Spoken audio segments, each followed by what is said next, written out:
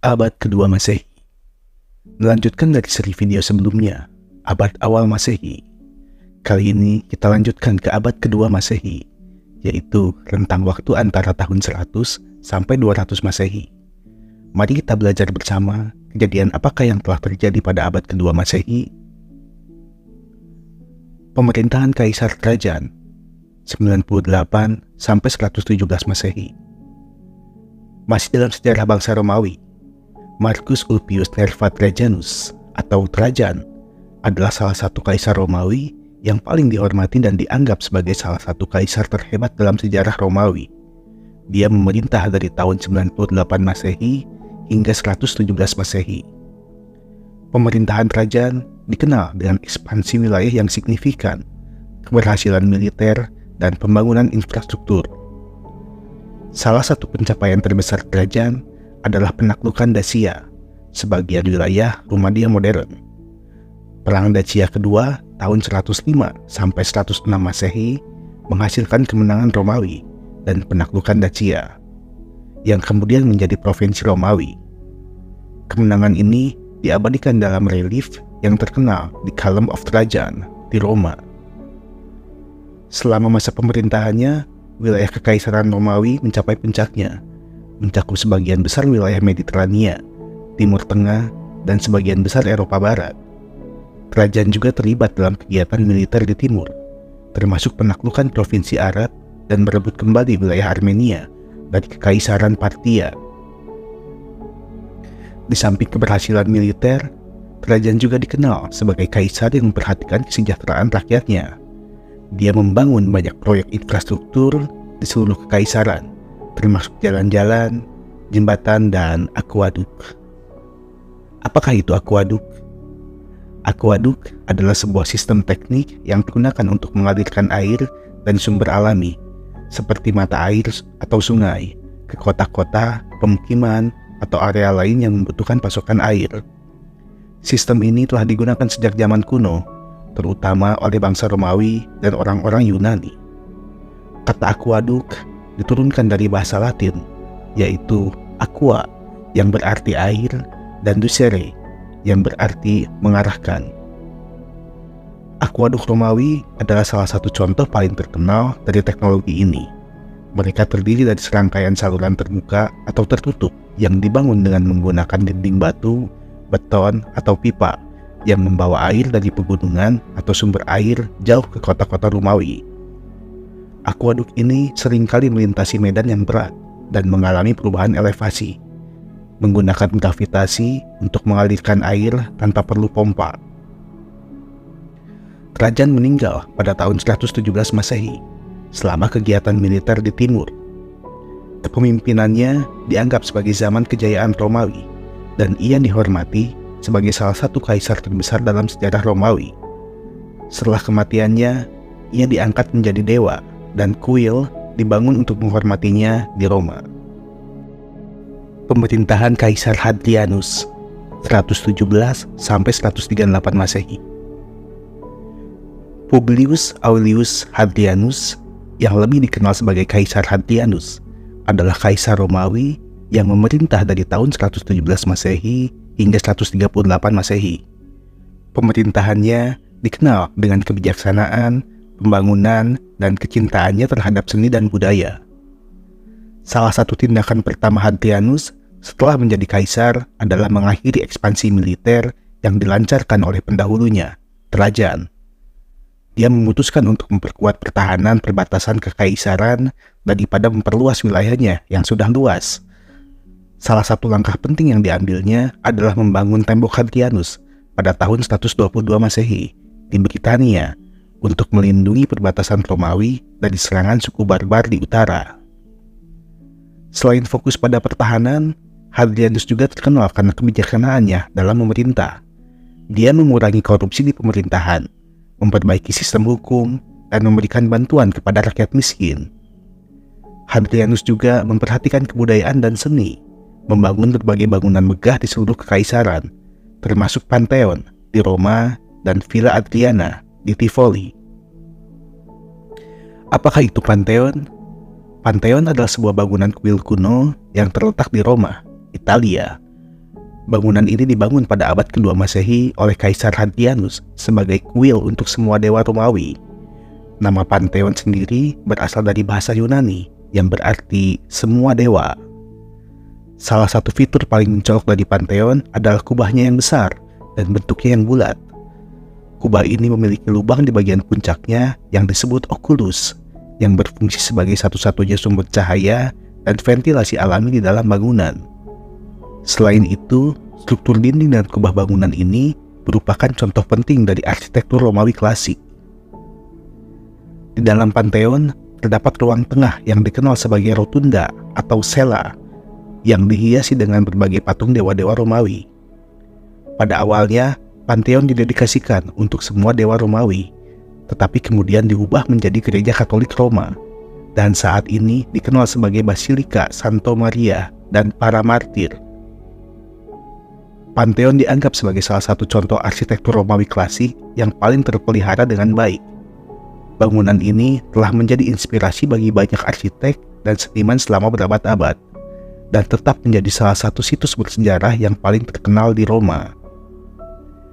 Selama pemerintahannya, Hadrianus juga melakukan perjalanan besar-besaran ke seluruh kekaisaran untuk mengawasi administrasi dan kondisi di wilayah-wilayah tersebut.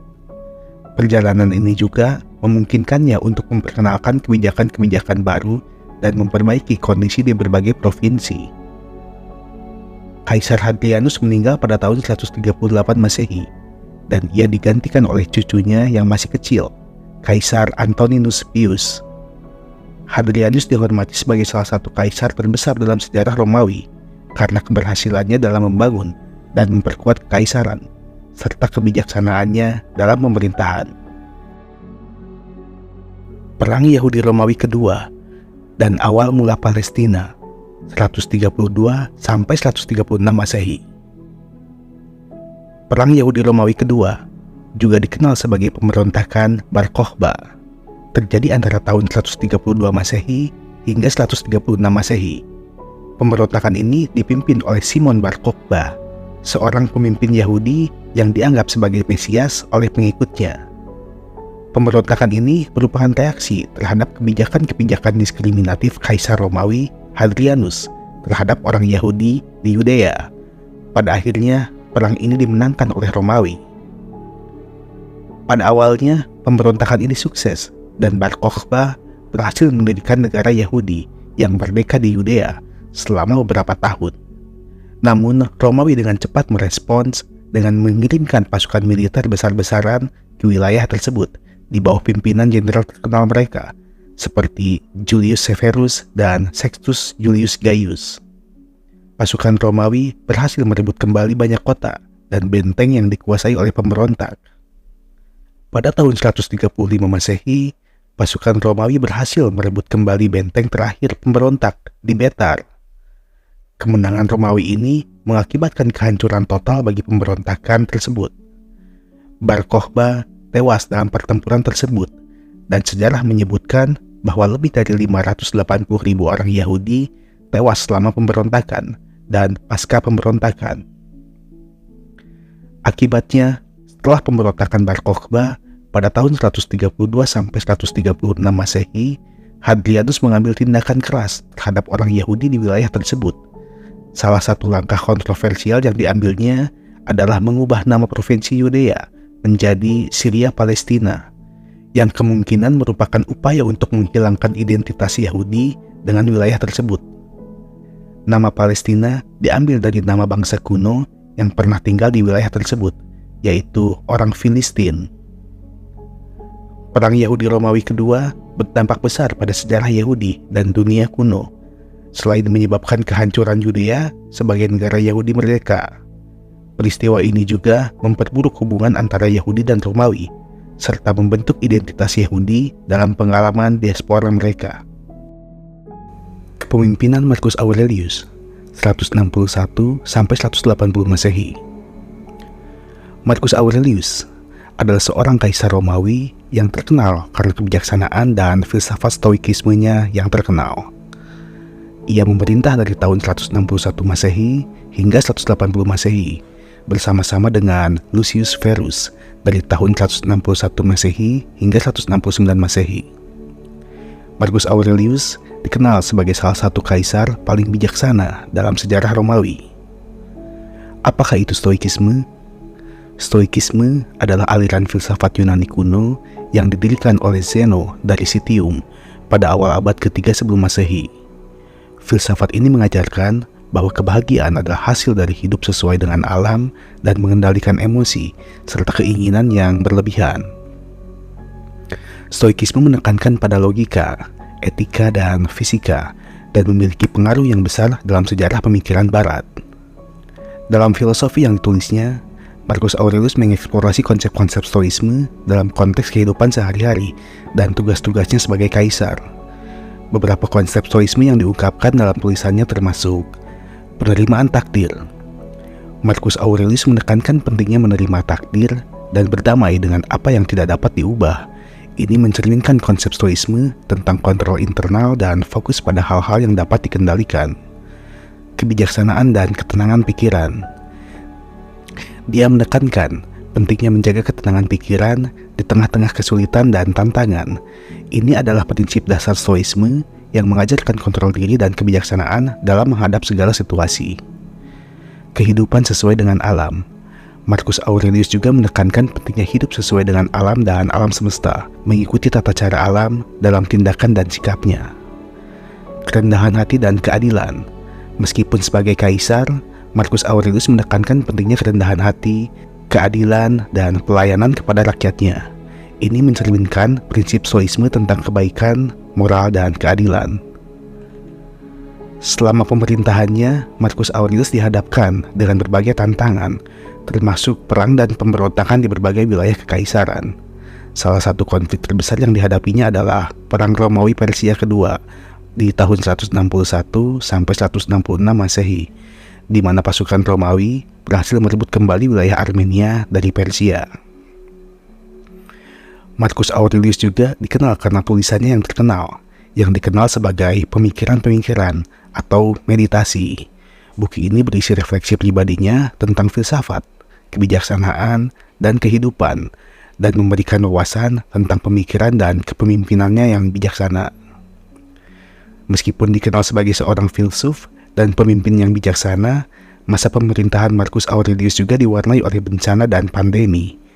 Selama tahun 165 sampai 180 Masehi, Kekaisaran Romawi dilanda oleh pandemi penyakit yang dikenal sebagai wabah Galenica atau wabah Antonius, yang diyakini sebagai penyakit cacar atau wabah lainnya yang menyebabkan kematian massal di seluruh kekaisaran. Marcus Aurelius meninggal pada tahun 180 Masehi selama kegiatan militer di wilayah Danube, dan dia digantikan oleh putranya Commodus. Kepemimpinannya dianggap sebagai salah satu masa puncak kekaisaran Romawi, dan dia dihormati sebagai salah satu kaisar terbesar dalam sejarah Romawi.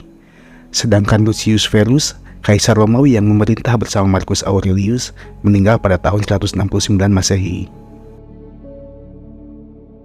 Itulah sebagian kecil dari beberapa rangkuman peristiwa penting pada abad kedua Masehi di rentang waktu tahun 100 hingga 200 Masehi.